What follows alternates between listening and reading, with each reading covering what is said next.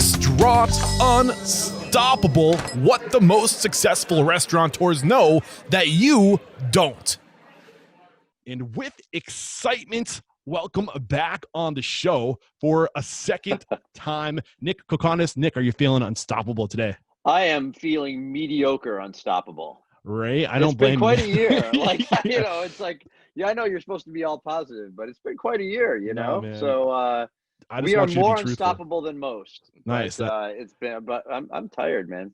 That's all we can ask for, and I think if as long as you're still going right now, you're unstoppable. That's for sure. So in case you guys are not familiar with Nick Kokonas, he was episode 433. I highly recommend going back to that episode, getting caught up, and we're gonna basically just pick up where we left off. But let me just give the listeners a little idea of who you are.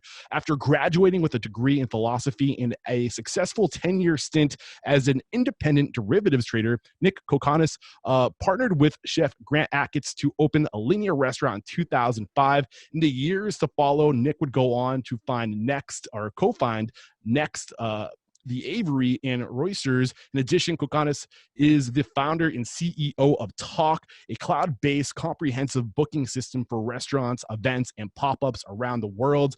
I think you guys were at 45 or 15 countries and 45 cities when you last were on the show in 2017. 34 we're way employees. past that. Yeah. Paint that picture. Where are you now? We have over 5,500 clients in 28 countries. We just added our 130th employee. Since COVID started, we've added 40 employees. And we could get into that, but there's a lot to dig out there. Well, congratulations with your success with Tock and just everything. And did I miss anything with what you got going on with the Alinea Restaurant Group? I know you guys. No. I mean, we're always working on new things. During COVID, we've done the Alinea Group to go, and so I never thought we would ever be talking about doing 1,000 meals a night out of Alinea as carryout. And we've done that since mid-March. And it's been interesting. It's like it forces you to do things that you'd never done before, never even thought about doing before. And, the mantra should be just show up. Am I allowed to swear on this show? No, but I love that you already know you are allowed to swear. I just want to point out that you're getting right into the success quote or the mantra. I didn't have to cue you up. I love it. I memean, it's like show the fuck up, you know? I mean, there's so many, if you want to talk about being unstoppable, my dad used to tell me like 99% of the people just won't do the work. So, I think what's always the case is that showing up, especially in the restaurant business, just like showing up every day, grinding it out. It's not sexy most of the time. Showing up matters, and in 2020 it matters more than ever. Yeah, I mean, it's that easy and it's that hard right now. Yeah, it's really hard to show up. Mm-hmm. Showing up means putting people through things that are uncomfortable, are a little bit scary at times, especially early going. And it's like we literally closed for like 3 days, like total, and then we went, okay, well, doing nothing is not an option. So what can we do? Well, we can do carry out. So even though Alinea is a Michelin 3-star, we started doing carry out right away. Met with some success with that, expanded it to our other restaurants. When we were allowed to open patios, we figured that out. We put up awnings while we weren't allowed to be open. We went, okay, well, it's going to be like rainy some days and we're going to need like really big awnings. So let's make the investment in that, because otherwise we won't be able to open on the rainy days. So all those kinds of decisions are what we mean by showing up for us. And then now it's going to get hard again. It's going to get cold here in the north. Yeah, and, I can't wait to start unpackaging a lot of how you guys have responded to COVID-19 and what your plan for the future is. I'm really interested in that. But I do want to kind of just catch up in general. I mean, it's been 3 years since we last got you on the show. What has changed within the Alinea restaurant groups before COVID-19? We kept our whole thing is a slow expansion and not necessarily a linear one. So we don't just build a restaurant because we go like, oh, it's time to build another restaurant.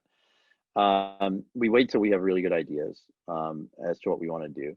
And sometimes it has nothing to do with the restaurant at all. So we spent a lot of 2018, 19 working on the Aviary book, and then we did the Aviary summer cocktails book and the holiday cocktails book, and we did that all independently. We hired Alan and Sarah Hemberger. Alan was at Pixar, and his wife was at Industrial Light and Magic, and we built the Aviary cocktail book from scratch. 480 page, 8-pound book. Wow. No publisher, no anything. So that's as big of a lift almost as building a restaurant. I can imagine. It's a huge investment of time, effort, money. But then we figured out the whole supply chain and how to sell through Amazon, how to sell through our own channels, how to warehouse and ship everything. And now that's as big as owning a restaurant in terms of revenue and all of that. Like, it's a huge chunk of what we do. And then we also have all the ancillary branding from that, so that's been a huge part of it. And then Tock has really been 80% of my focus since we last spoke. Yeah, and one thing that I got from you from our first interview, that I was kind of kicking myself for not pulling back more layers on, we were talking about your role within the Alinea group. You had a history of being I always forget, derivatives trader. Derivatives. Thank you very much. Derivatives trader. So you have this unique perspective that not a lot of people have when they get into the world. You don't have any bad habits, really. You see. Oh, I do. No, I do. But you didn't get any of the bad habits from the restaurant industry. You had your own bad habits from, yes, you know what I'm saying? So you got to see the industry with a clear perspective, a new perspective, and you kind of challenge a lot of the traditions within the industry, which is kind of what Tock is, which is a lot of what Aviary is, right? With just taking a different approach. I mean, we try to look at things with like a blank sheet of paper, and then understand that, like, most of the things you'll come to, someone's already sorted it out before, but occasionally you ask a very basic question and you don't find a good answer for it other than tradition, or that's the way we've always done it. Yeah. Exactly. Yeah. And whenever I hear that, that's always a red flag. Like, why do you do it that way? Well, that's the way we've always done it. Okay, well, I would like to understand the why of that, not how we're doing it, but why we're doing it. Yeah. So Talk was really about that for my own restaurants. But then as we grew, I came to understand that, most restaurant owners concentrate on great food and great service, and that's it. They atmosphere, service, all of that, but everything that encompasses hospitality, they think is just that. But where do most of us live right now? Well, we live on these things, and you have to meet the customers where they are, and then you have to know what they enjoy before they get there. If you rely on your server to upsell something, like, it's the special of the day is salmon, it just doesn't feel right at this point in the arc of the hospitality industry. And so we built out all these other tools so that we can connect restaurant owners and restaurant managers directly with their customers digitally before they ever arrive.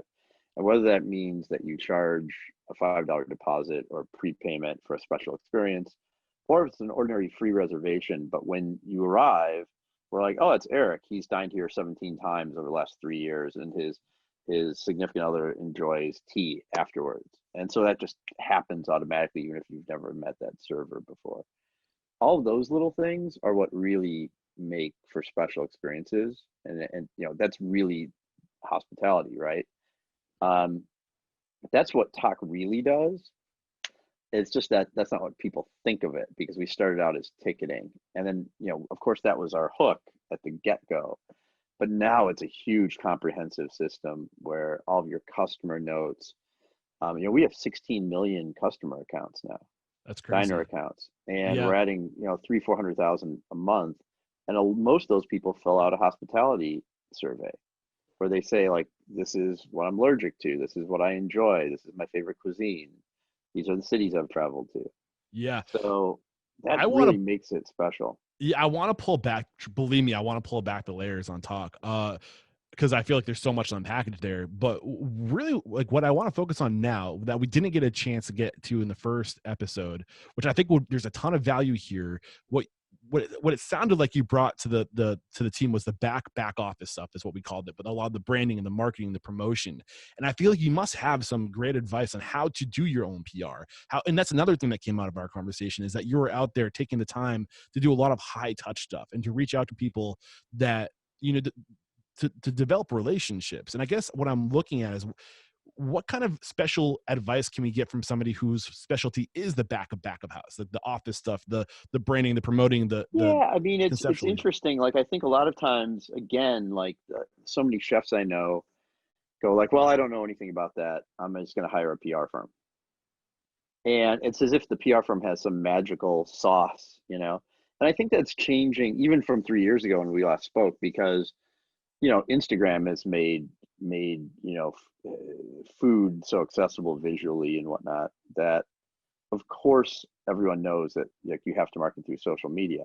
But again, most of those restaurant owners and whatnot don't really know how to do boosted posts and attribution, or even look at the audience. Like, here's an example. I could take, if Next was going to do a French meal, I can run a download from Tock of all of the customers at Next over the last couple of years and put them into MailChimp or an email, you know, uh, service of some sort. Download it in there, just email everyone and say, hey, here's our new menu. Well, for us, it's about 220,000 people that live in Chicago right now. Pretty good, Yeah. right? So you send out 220,000 emails, you're going to get a lot of bookings.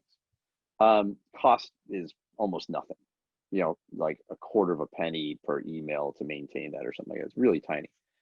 Then I can upload that list of people into Instagram and Facebook, and I can say, okay, we're going to run this little ad, like a picture of the food or the menu or whatever the new Next menu is, but don't show it to any of the people who already follow us. Show it only to the other people who like French restaurants in Chicago who are aged 25 to 45. And only do it on Monday, Tuesday, Wednesday, because we're full on Thursday, Friday, Saturday anyway. So that is so easy to do. Like, what I just described can be done nearly as quickly as I described it. The Yeah. cost of it is almost nothing. And yet it's called like a like audience. So you build an audience that isn't your audience, but it might be, you know, there's 5 other great French restaurants in Chicago or whatever. It'll be their audience that sees it. Doing that is not only like far more, you know, far more effective than hiring a PR firm and getting some articles in magazine or on TV or something like that. It's, you get a feedback loop of attribution. So then when someone books, you go, oh, we know that that type of person is the person who books, and you get this positive feedback loop on your marketing. Now, do you need to hire an agency to do that? Well, if you do, it's not going to be as cost effective anymore. And I have to say, like, somebody in your organization should be able to do that. Yeah. Like, you know that there's some geeky, you know, computer nerd waiter that's like, yeah, that's really cool, I'll do that. Yeah. So You bring up yeah, a so really, I want to just jump in real quick because I literally just interviewed today Chef Evan Hennessy, who got one of his first major gigs working with Chef Achatz. Where's it, Trio, where he was before, where yeah, you Trio, discovered yeah. him. Yeah. Mm-hmm. And we were talking about this experience, and what you guys I think do really well is letting your team weigh in, and what Grant did really well when Evan was reflecting back at that time when he was at Trio with Grant, is that he let everybody weigh in. He let everybody have a voice. He let everybody offer feedback for the creative process in developing a dish. And I think it doesn't just stop with developing a dishes, it also goes into branding, marketing. What special skills do we have on our team that we're not tapping into because we're just hiring them for a job, right? And it feels like this mantra of tapping into your team spills over into Yeah, other elements of your business. it's kind of like a do it yourself, there are no experts mentality, Yeah. you know? Like, I just, every time, I mean, there are some people who are awesome at marketing and whatnot. And if you can hire that person and afford them and pay them, great. But like, so many restaurants I know, like, don't really have a social media strategy other than like the chef or owners post, like, you know, hey, here's our new chicken dish or whatever.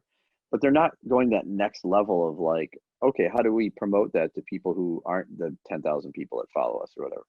So, or how do we get that 10,000 people to become 50,000 people?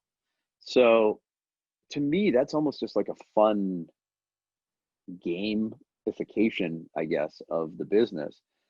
But the positives of that are that, like, when we did shift Alinea from dining in to carry out in the very earliest stages of COVID, we had a huge mailing list in Chicago, email list that we had cultivated over the course of, a dozen years, that we could say, hey, like, times are rough and all that, but here's the safety precautions we're taking. Here's how we're treating our staff. Here's our plan to get back into business. And by the way, and here's the food that we're going to be offering for pickup, where you can just go there, two-way text us, and pop the trunk, and you don't even need to see us. You can stay in your hermetically Yeah. sealed car. And the response to that was instant. But without those years of engagement with our customers, and having that direct knowledge of who they were and their email address, not just a cell phone number, not just a random name, having that email address, which is why Tock was always built around email addresses and not just a cell phone number like Resi is or OpenTable is, really was a huge advantage, because we replaced 80% of our revenue within 2 weeks. Yeah. And the best way to look at this, what Nick is describing, is, look, Facebook's going to come and go. Instagram's going to come and go. Twitter is going to come and go.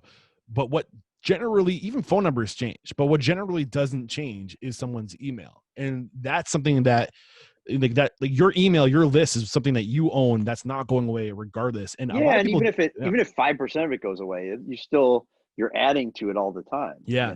I don't think people realize the significance of having a list, and people think about like building their brick and mortar first, then building the list. Screw that, man. Start collecting emails today. Start sharing your story today. Anybody, no matter where you are on your journey, you can start collecting relationships and emails. And we had tens of thousands of people just on a form. We made a little video. I literally used GarageBand to do the music for the opening of Next, and we collected tens of thousands of people saying, hey, yeah, let me know when this opens. Always about that. And to me, it's just so basic. Like, you have to know your customers. Yeah. And it used to be that restaurants relied on that, where there'd be like the great host or maitre d' or whatever who would know everybody. Well, that's not very realistic these days. Why is that less realistic these days? I mean, look, we're in a giant city. Here's a myth that I found to be just unbelievable, actually, and that is, everyone says, like, your regulars are your most important aspect of business. Like, I've heard on millions of podcasts, oh, it's all about our regulars. It's all about our regulars. But there's a recency bias to that. Like, if you're a human and I see you come in 10 times, I'm going to go, wow, that guy's a regular. He's awesome and important. We're going to make sure we take great care of him. That's still going to happen no matter what, right? Of course we're going to do that. But if you look at restaurants over like a $25 check average in major cities, their percentage of regulars, meaning someone who dines twice in the same year at the restaurant, is usually 8 to 12% of their customers. That's it. 90% of your customers will dine there once a year. And so you'll remember that 10%, but 90% are new. And yes, you want to turn them into people who come back more frequently. But restaurants now are like a vast entertainment network, right? It's huge. It's one of the only forms of entertainment where you go in person. Like, you can watch movies in your basement, right? You can watch them on this computer. Yeah. Listen to music. You don't have to go see live shows. If you go to a restaurant, like, people go, like, you might have that one restaurant that you go, like, yep, every time I want a burger, I'm going to go to that place because it's my regular haunt. Bars run like 30% regulars. It's like 3 times. But like a restaurant like Roister, we run like 14% regulars. We track that. which means you're constantly having to get in front of a new audience. I think it's because people want to try different things all the time. Yeah. Well, we didn't get a lot of talk about Roisters. We talked a lot about Alinea, the original idea behind Alinea. We talked a lot about Next, how Grant just wanted to be able to change things and get some perspective into try new things, which is why you guys, was it every quarter you changed? Or Yeah. is it, Yeah. every quarter? Every 4 months, 3 times a year. Aviary has the backstory of, you were looking at why does everything bottleneck at the bartender? Why not take the kitchen avant-garde like approach of everybody has their responsibility and we bring it together at the pass? What's the story behind Roisters? What was the unique opportunity that you guys saw there that you like, this is, or go for it? It started with the idea where we wanted to do 2 things. One, we wanted to be really elemental cooking, kind of the opposite of Alinea, because I think a lot of people think of Alinea as science and progressive techniques and whatnot. But there was a lot of times where some of the best courses at Alinea were just cooked over a small hibachi fire, with bichotan, coals from Japan. And then part of it was we wanted to have a place which was casual, convivial, where the kitchen was wide open to the whole place, where like the restaurant's the kitchen, the kitchen's the restaurant. Like everyone loves to see the kitchen, tour the kitchen, all that. We're like, let's just make the whole kitchen a restaurant. So at first we thought about literally making the stations in different sections of the restaurant. Like I had a drawing I did of like, the meat stations over in that corner and then we went like, yeah, we can't actually run the rest. Like, how are you gonna do pickups? It's a disaster. So we just made this giant, beautiful central kitchen with a big open hearth, big live fire. And it was super cool. Like it came out great. And a lot of it was around like, well, what kind of cooking, what do we want to eat on a Tuesday night? Like you're not gonna go to Alinea all the time. You're not gonna go to Next all the time. Where's the place that we could go where we'd go like, yeah, I want to get that fried chicken all the time. So it was about taking very simple foods and just making the best version of that you've ever had. Got you. Has anything else in the past 3 years, I mean, it was the last time we had you on the show, anything that has been significant, any aha moments, any new perspectives that have come up that are worth unpackaging before we start to really talk about the progress and evolution of Tock? Yeah, I mean, we opened in New York. We opened an aviary in New York, and then we closed the aviary in New York after about 3 years. Spent about 2 years planning, doing construction and whatnot. But it was the first time that we worked with, a group that wasn't us. Yeah, outside of Right? Chicago, basically, right? Well, no, it's not just No. that it was outside Chicago. It was we were inside of a hotel. Okay. And so we had to collaborate with the hotel management and employees, and technically the employees were employees of the hotel. Okay. And so that was the first time where we had to sort of go like, okay, here's our culture, and now let's impose that culture or engender that culture to this group of people that, in a place that already existed. We're going to redo the whole interior and whatnot. And it was, 6,000 square feet, 35 floors above Central Park. Well, amazing views, huge build out, all of that. And really like an iconic piece of real estate. That's why I wanted to do it. Like, you go up there and you look out at Central Park and you go, wow.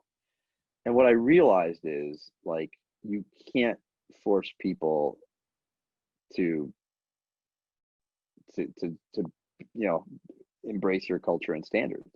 Yeah. It's just like that simple. Like, on opening day, I was like arguing with employees about like doing something the right way in a way that I never had to ever at our own places. So this was this was your employees in New York City at Aviary in New York, not the adjacent building or the adjacent surrounding team. So it was within a hotel there. Gotcha. I'm avoiding the name, but you could easily look it up. Okay. And it was within, well, I'll just say it because people are going, it was within the Mandarin Oriental Hotel, beautiful hotel, 35th floor. We took over their lobby lounge, and then they had a small bar. Then we turned that into the office. It's a huge construction project. I mean, just like you're talking about carrying up literally tons, hand carried up tons of cement to level the floor properly and all that. And, it was just like all of a sudden you were trying to train employees who are used to working in a hotel lobby bar to have a standard that's, Michelin starred standard for, for cocktails And yes, we took our own employees, a whole bunch of our own employees, and made them employees there. And so they had that standard, Yeah. but they were trying to take employees who'd been there for 10 years, Yeah. developed lots of bad habits, and go, no, this matters. And certainly some of the employees did awesome. Like I'm not like, it's like not a blanket thing. Some of them really, really did awesome. But those employees kind of tended to go like, hey, you know what? You need anyone in Chicago? Like we might want to go there. So it was a great learning lesson for me that you can't just, you have to own it. I don't know how else to say it. No, You I have to hear have you. ownership. Like, You pull in a great example that Chris Schultz shared with us from Mod Pizza and Starbucks. What he does is he helps these organizations scale, and he says you have to have your culture carriers. So you can't scale, you can't go without injecting a little bit of yourself into like somebody that you know has it, that they get it. They're your culture carrier. They're the ones that they're your so rah we rah. had those. We Yeah, had those. and it sounds like that's what I'm saying. You did that. You had the We foresight to did do that, that. and it still didn't really work. So these other Because employees, were they employed by the hotel, and that did you everyone absorb was them? employed by the hotel. Oh, okay. Yeah. So So even the everyone. people that we brought over legally had to be employed by the hotel. It's Oh, okay. It's starting to make and sense. so it's a union environment there. Like there's Gotcha. just a lot of rules and whatnot. So so we had, you know, a bunch of our own employees, managers, chefs, all that go there. But even something as simple as like moving a station, like literally taking a table in the kitchen, moving it 10 feet. The dishwasher's like, you can't put that there. And it's like, why not? Well, we negotiated for that table to be over there. You're like, are you kidding me? Yeah. And like the answer is no, they're not kidding you. Like, or like I literally had on one of the first days, we had all these antique glasses that we bought from all over the country for the office. So they're all unique and beautiful. And they had to be hand washed. And so one of the porters there is washing dishes, and I look in the breakage tub, and like there's like on day 3, there's like 30 broken antique glasses in there. And when I said to him, I was like, why are some of these broken? He goes, we don't do hand washing. So every time one of those came in, he just cracked it and threw it in there. Oh my And goodness, man. I went crazy. I You can know, I mean, imagine. right. I mean, like if someone did that in Chicago, that's instantaneously I would fire that person with grounds, Yeah. of course. Like you can't just do that on purpose, right? And so I basically like said like up and out of here, dude. And I washed the dishes like, you know, for like 4 hours till it closed. And then I went to the management of the hotel, and they're like, yeah, that guy's been here for 12 years. Like, we can't just fire him. I was like, Oh. are you kidding me? Like that's bananas, right? Yeah. So and I could like there's 50 stories like that where you know it's just you can't manage in the same way as when you have ownership. Like Yeah. So I when I mean, have yeah, go ahead. the thing I learned is that you need to have skin in the game. You need to have Yeah. ownership. You need to, you know, when our employees here in Chicago know that we are the owners, both good and bad, like if they have a complaint, they know who to go to. If things are going well, they know who to credit with that and to be thankful about it. It's not so clear when you do a deal like that and it's far away and all of that, right? Well, it comes up a lot on the show, this idea of hire slow, fire fast, and all it takes is one person to infiltrate to get in. That's going to pull your culture in a different direction. And once they're in, it sounds like in the setting that you were, this hotel setting, this union setting. I mean, it's not as easy as just eliminating the person who's the problem because Can't. yeah. Yeah. The pros and cons, the growing and scaling, I guess, getting bigger and bigger, it gets harder and Yeah, harder. and Yeah. I came to realize, and this was, you know, we closed during COVID, but we didn't close because of COVID. We actually in January, you know, we were going to submit our budget for the year, and I called them up and just said like, you know, I think we're done here, you know, and they were like, they're kind of shocked, and I was like, it's not upholding the standard, it's not worth the extra money, and ultimately, it's not going to end well. So it's better to end it while it's still going well. Yeah. No, And smart. yeah, and so I like one of the things I learned as a trader is like, you know, when you could have a position which is making money, but as soon as you realize that the downside is greater than the upside, just get rid of it. You cut the cord real fast. Yep. And so we did. And, it was interesting that we had already planned to close at the end of March, and then COVID happened. So it ended up closing a few weeks earlier. And then they announced in a bizarre way, like, oh yeah, we're closed because of COVID. And it's like, no, actually, Uh, we planned on closing in yeah. January. Like that was going to happen anyway. So, so I've learned that, it's like, that's the first time we've had something that we opened and then closed. And that's fine.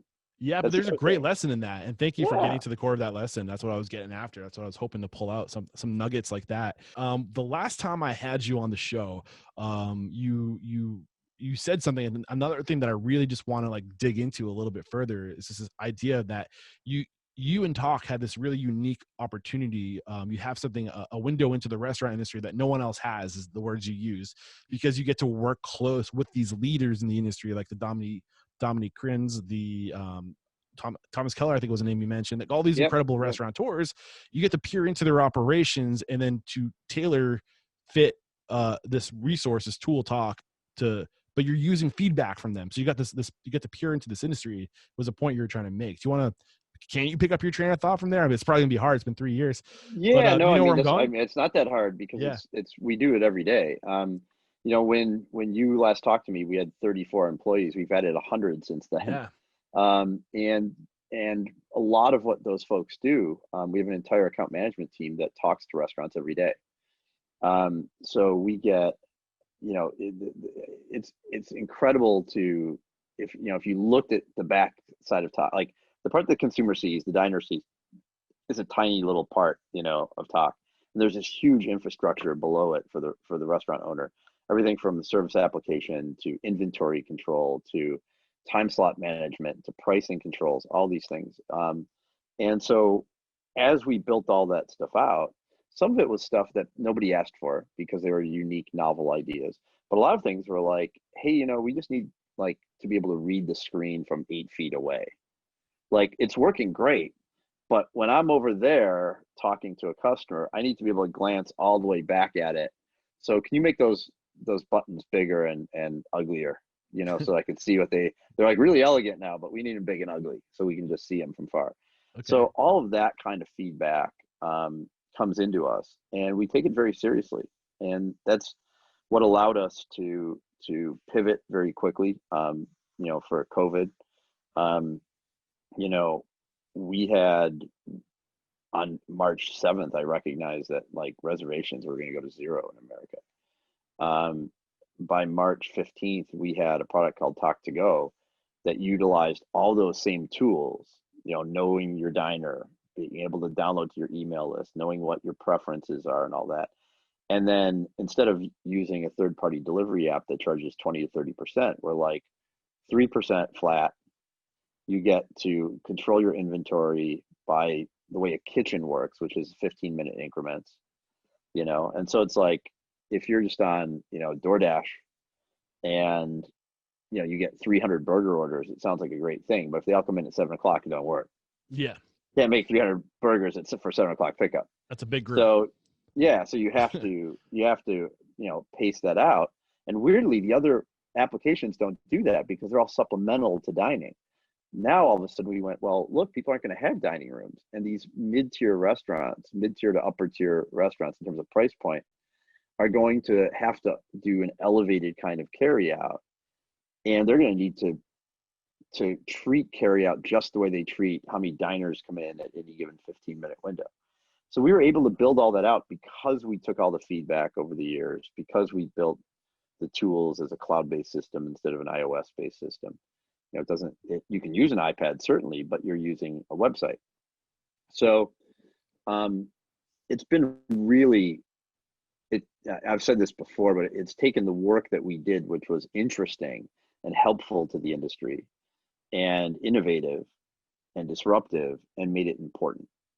Yeah. Because Go ahead. I was gonna say, yeah, I mean, because like there's a whole lot of restaurants that were going, completely out of business in April, May, June, that went on Talk to Go and went, oh, people do want to buy our food still, and we're not getting charged 20 or 30%.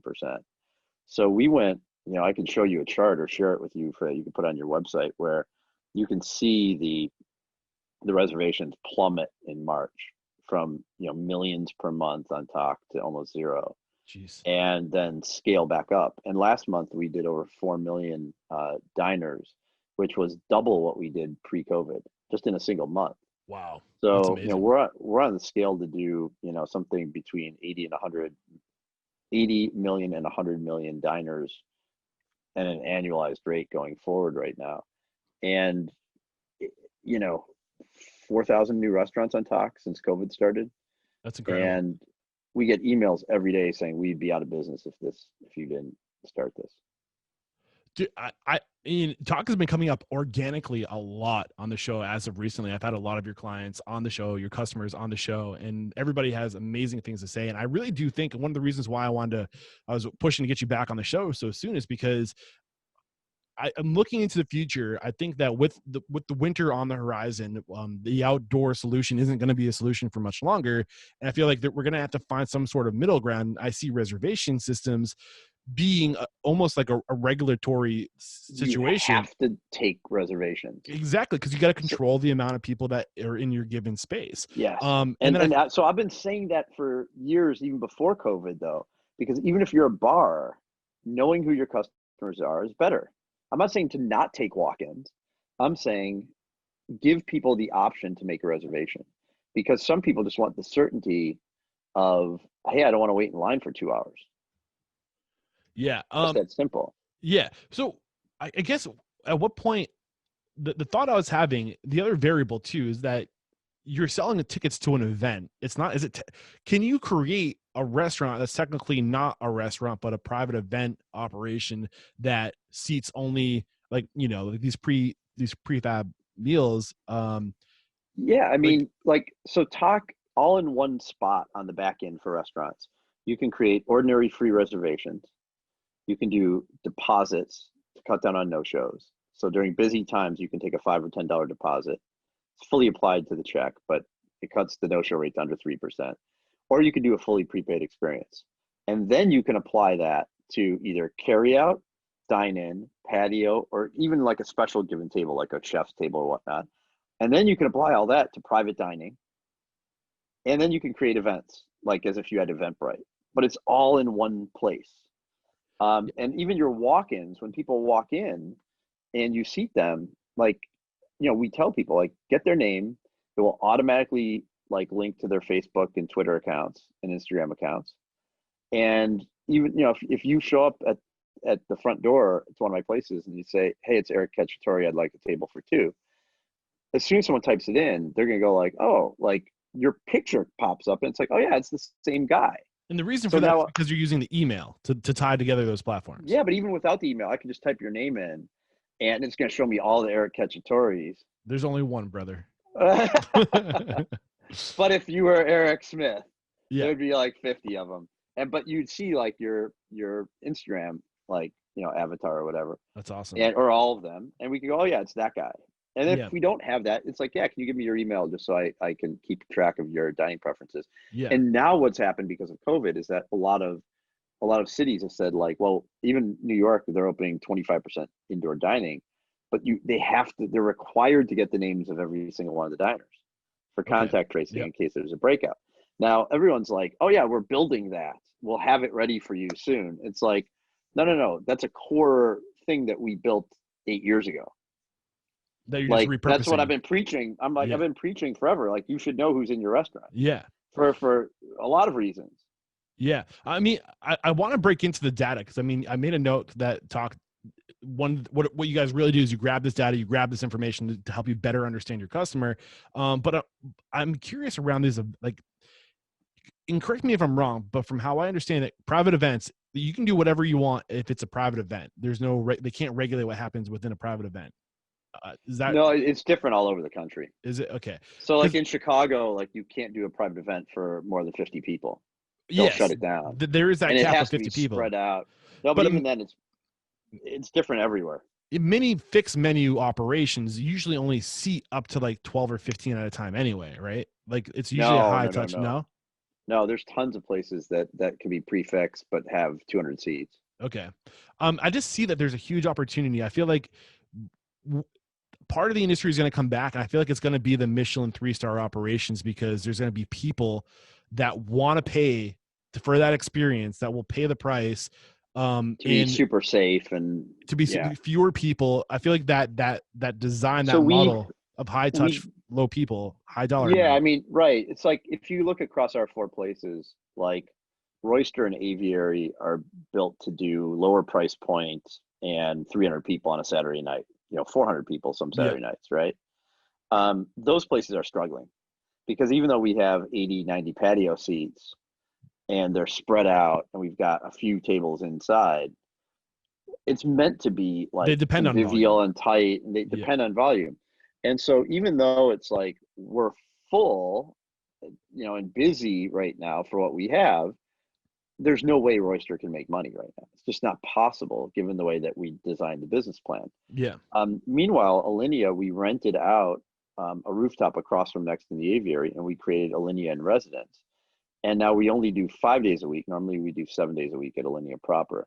So we do 5 days a week, about 90 people a night, 90 to 100 a night. But at the same check average as Alinea, at Alinea proper, we only did 125 people a night. So, and then you add in the Alinea to go stuff, and we're kind of almost close to the same revenue per night that we used to have. We just start, 8 fewer nights a month. So Alinea can do a little bit better than break even, and it has throughout COVID. In fact, April and May, we had record revenue months just on carry out alone because we were doing some nights 1,250 carry outs. Yeah, that's actually something that I was chomping at the bit, or just kind of really, when you brought that up, a Michelin star operation, and it's been really hard on these fine dining operations to make that pivot to takeout because the food Yeah, just but doesn't transfer well. How did no, you but guys that do it?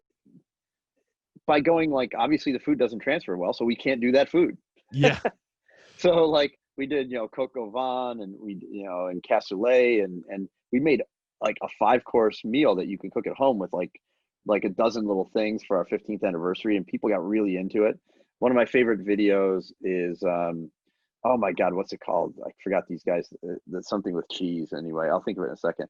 But they have this like, sort of like a YouTube channel where they go around Chicago eating mostly, fast food and stuff like that, and it's very in your face, And they ordered Alinea to go. They're like, $50 carry out per person plus like we got wine. They got a bottle of Malort. They got rippingly high beforehand, and they're like, we're gonna do this, and this is how rich people eat, and blah blah blah. And by the second course, they were like, this is unbelievably delicious. yeah, So like all we did was we went like, well, what can we do? What extent can we take? I'll give you an example. In 2 or 3 days, we're going to launch an Alinea group to go website, which is going to aggregate everything we're doing at each place. But the first event we're doing is going to be Thanksgiving. So we secured about 2,500 heirloom turkeys from a farm in southern Minnesota, and we are bringing them into Chicago, the Sunday before Thanksgiving, and we're going to do the rub, the sides, the gravy, the mashed potatoes, like, everything that you'd expect, apple pies, pumpkin pies, all that. And we're going to try to sell 2,500 meals, family meals for 10 people. Now, if you do the math on that, it's probably going to add up to about $500 times 2,000. And all of a sudden you go like, that's a pretty good month. yeah, yeah. All in one day. Now, that started in July. I went, we need to start thinking about Thanksgiving and Christmas. So for Christmas, we're going to have geese. I was going to say Christmas goose, but we're going to have lots of them. And then we're working on an election night thing too, where you get both champagne and whiskey. So the guy that you can't lose. It's called You Can't Lose election night dinner, and it's going to be all Americana food, and you're going to get a bottle of champagne and a bottle of whiskey. So if and when you get results, you can either pop the champagne or drink the whiskey, depending on which way you lean and who wins. All of that stuff is how we did it. Like you have to think, well, what are the constraints we have? And then you just have to be unstoppable. Like, it's like, so it's just a math problem. It's like if we're doing $40 food out of Alinea per person, We need to do 1,000 a night to keep everyone employed. Really kind of paint the picture of the future of the industry and how Tock is evolving to best suit the future, what the future looks like. Well, of course I don't really know, right? No one You know, knows. you have a prediction, But your guess. here's like, when you shop at like a supermarket now and you go to check out, you check out with your phone. At least I do. Like a lot of people do. Most people do. Um, there's no reason why contactless payment shouldn't exist. Like, if you imagine the dance of waving someone down, can I have the check, please? They bring a check, they put it in a little binder thing. You look at it, you drop your credit card in, or 3 credit cards in. That person has to come back, take it to a system, swipe it, get another printed thing, bring it back to you, and then you take a pen, calculate out the tip, which, by the way, they can enter incorrectly. Which portion of the check belongs to you and which portion belongs to your friend? Right. All of that stuff. Why in God's name in 2020 is that still going on? And the answer is actually really simple. And it's that the POS systems make their money on processing the payments. And if all of a sudden Apple does, the POS system does not. So you got your Micros and your Aloha and all of those kind of places, things have been around forever. And POS in the industry stands for piece of shit. Yeah. Like that's right. Everyone knows that. Most of those systems aren't terribly adaptive or good, but they want to own that payment flow, right? They want to own that payment flow. So that's why it hasn't been adopted. And so we're like, fuck that. Like we built out like contactless payment and ordering during COVID because we're like, hey, now's an opportunity to force it on the industry. The OpenTable claimed that they did a test like 5 years ago where they gave it out to like 20 restaurants. It never integrated with the POS system, so it didn't close out the check. And then they said, well, see, no one wants it because the status quo was in their interest. Yeah. So like if you said to them like, hey, we want contactless payment, they say, no, here's the study we did. We put it in 20 restaurants in San Francisco, the most tech forward city in the world, and it didn't work. Well, it's like, no, you set it up for failure on purpose. So for sure that's going to happen. Yeah, so what I'm curious about is how are you actually collecting the payment? If it's on an in-house processor, like are you outsourcing? Like what is that behind the scenes look like? At the end of the day, like when you book on Tock and you prepay for anything like a to go, like you're doing Tock to go, you're going to order up a pizza or whatever it may be, or a dinner from Alinea. Your credit card's on file just like it is if you're taking an Uber or Amazon One Click or whatnot, and it is vaulted, not even with Tock, it's vaulted with the credit card companies and the processing companies. So once it's in there, you can just hit a button and your payment's good once you identify yourself in some way, CVV Credit profile code or whatever. or like your visual or whatever on the phone. So all we do is that when it comes time to leave and you say that you want the check, or you could digitally say you want the check, or you wave for someone down, they just hit a button on Tock and it's like on your phone, it says, click this link to pay securely. And it just takes you into that same checkout flow as you would have done if you were at home. So all your stuff's on there. So Tock isn't making your money on Tock. Yeah, no, Tock processes as well. Okay. But we'll close out through the POS system. So the POS systems have kind of realized like, during COVID, we have to let this happen. Yeah. I guess what I don't understand is whether or not it's being printed on a piece of paper or whether it's a digital process. It's but digital. The company's still getting the transaction, right? Yeah. I mean, the transaction still happens and all that, but like you just skip that whole Tim Cook said, that until he can pay using Apple Pay walking out of every restaurant in America, Apple Pay is not finished. Yeah. It's 5% of GDP is dining, right? And yet most places you cannot pay with your phone. Okay. That's going to change for sure. And once that changes, then we know even more about what you enjoy. One of the things that we're working on is a thing called Tock Time, which is a digital concierge system.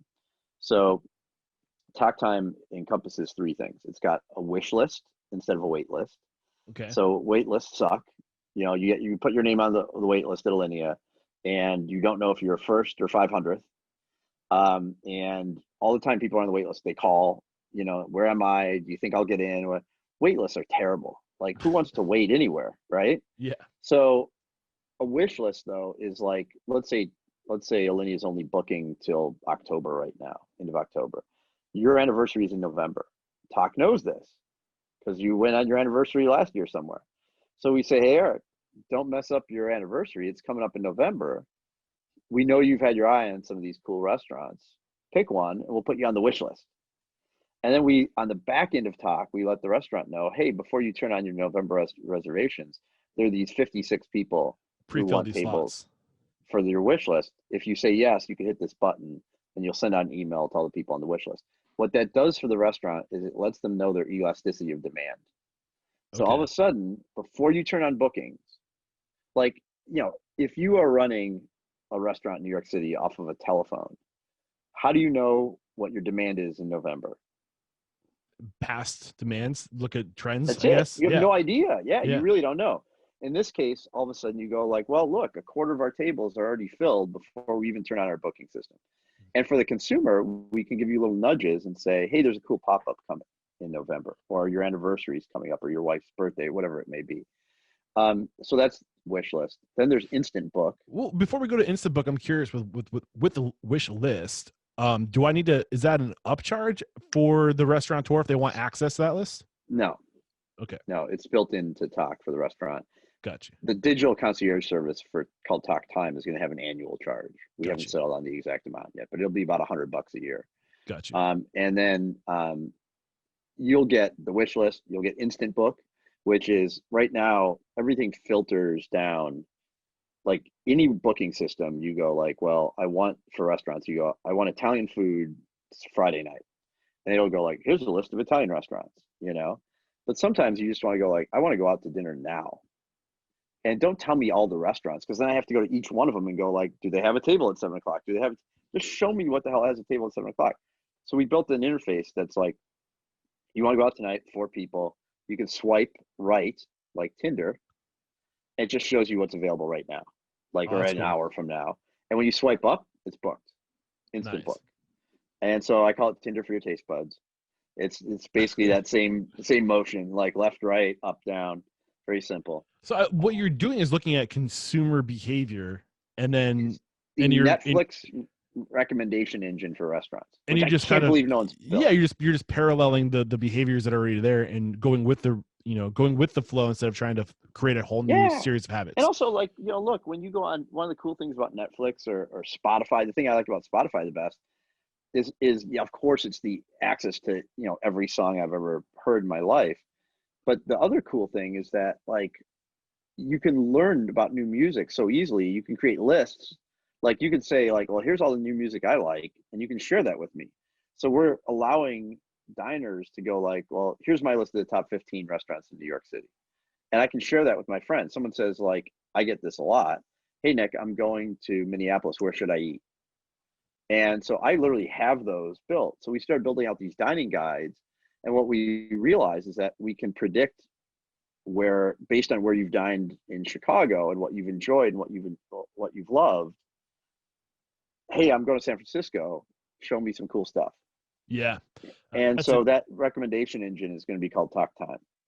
I like that a lot. It reminds me a lot of what's out. Have you heard of Ate It app that's out there? They're starting in New York City. I need to introduce you guys. I think that there might be some chemistry there. The only other thing I want to make sure we unpackage is to talk about this idea of what really Tock is developing a way for you to have a better relationship with your guests through the information that you're collecting. Did you get all that out? Because I feel like I cut you short earlier. Yeah, no, I mean, look, at the end of the day, most booking systems in the industry want to own that relationship because that's how they monetize things, right? Mm-hmm. That's how they make money. So for years and years and years, OpenTable would say, we are the We are the demand generation. It's not about you and your food and your restaurant. It can be great, but we have this network of people that are looking to dine. And if you're not on here, people aren't going to learn about you. And then they put out a report at the end of every month saying, 84% of the people came through Open Table. And I'm like, well, of course, because that's your digital the only booking place system. you're marketing. Yeah, that's the your, only yeah, place. that's your market. That's your front door. Like it's your digital front door. What we also do is we say, well, here are your diners. They're not our diners. They're not Tock's diners. They're your diners. Now, of course, we have that marketplace. And of course, we have exploretalk.com. And we're going to show you all the data of where people came from. And at the end of the day, most people start their restaurant search on Google now or Google Maps, Yeah. So we integrate with Google and Google Maps, but we give the attribution to Google and Google Maps, not to Yahoo or to Facebook or to Instagram or whoever it may be.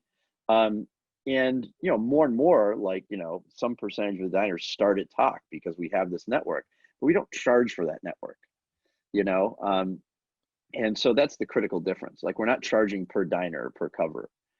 And because of that, we have no incentive. Like, if Alinea is sold out, Open Table would simply sell it to the restaurant down the street. They wouldn't say, like, add your name to the Alinea wait list, or like, or their wish list for a future or whatever, or anything like that. Or they wouldn't even let us know who it is. They would just say, oh, like, Alinea is totally booked tonight. There's nothing within 2 hours of your reservation. Try this other restaurant instead.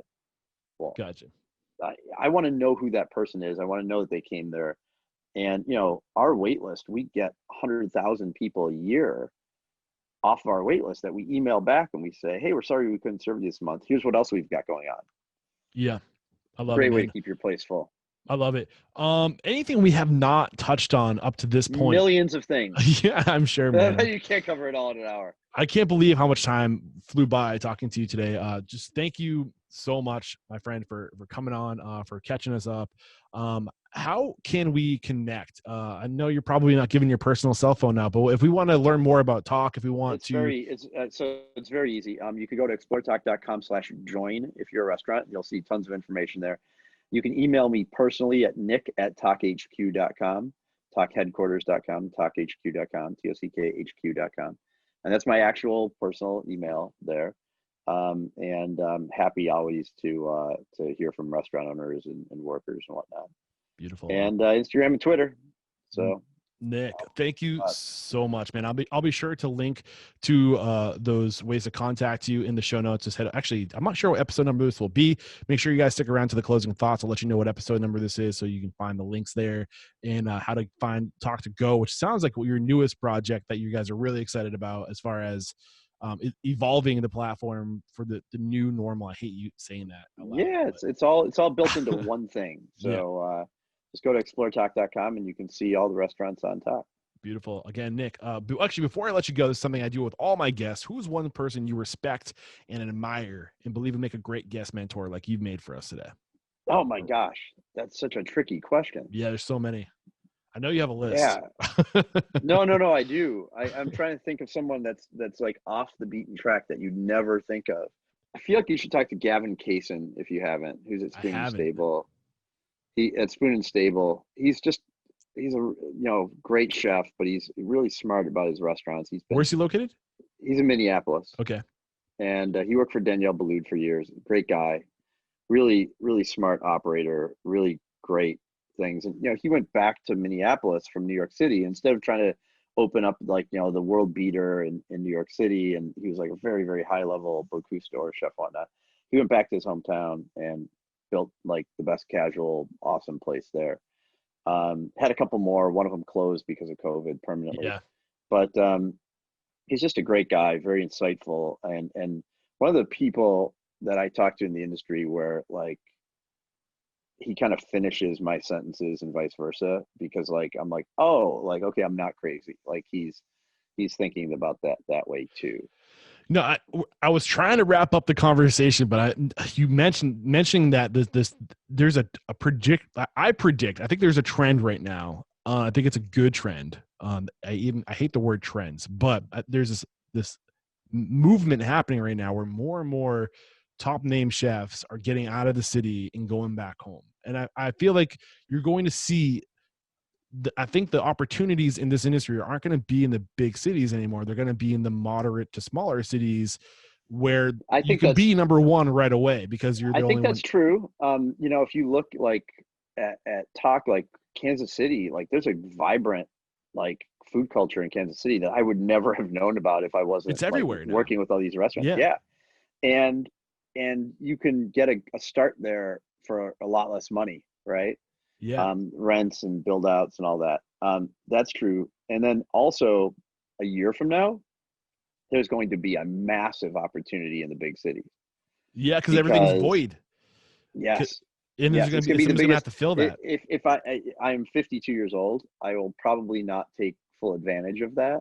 Yeah. But if I was a 30-year-old chef, like I would be looking at the big cities a year from now because there are going to be tons of leases that are available, tons of built out places that are ghosted. Yeah, but at the same time, I think that the like cities don't have the same draw they used to because that's where the opportunity was. That's where you It'll went be like to. the Roaring 20s, man. You think so? I'm Oh excited for yeah. this. Yeah, it'll be interesting to watch. After 1819, Yeah. people partied their brains out. Good thing So the 30 like is the new imagine 20. all you have to do. This is the only thought experiment you need for this. Imagine that there was a treatment, not a vaccine, but a treatment for COVID that was like 99% effective, like tomorrow. And it was like $5, right? So getting it, it was like the equivalent of syphilis in like the 19th century, right? Yeah. Back then you went blind, you died a painful death and all that. You know, then comes penicillin along and people for a long period of time had a lot of sex, right? Sorry for the analogy. It's If all right. this treatment came out for COVID, what would happen tomorrow? People oh my would God, party their brains out, Yeah, right? It'd for be sure. like the big concerts would be happening right away. Restaurants would be swamped, all that.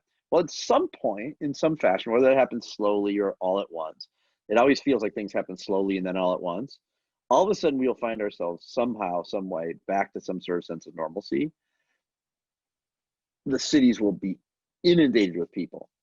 Yeah. Because I'm sorry, but the people who are moving out of the cities right now aren't going to suddenly wake up in like, you know, some suburban ideal and go like, oh yeah, like I don't miss going to a great concert on a Tuesday night or having beer with my friends at that great pizza place. I think there's that generation of people that were probably going to be moving out in the next 5 years that just probably got there sooner because they're like, why are we, let's just get out now. There's also a lot of rich people that are moving out of the city to like rent out like, you know, vacation homes and just stay there, right? Yeah. They're gonna go back. You tell me New York City's not gonna be packed a year and a half from now? Come on.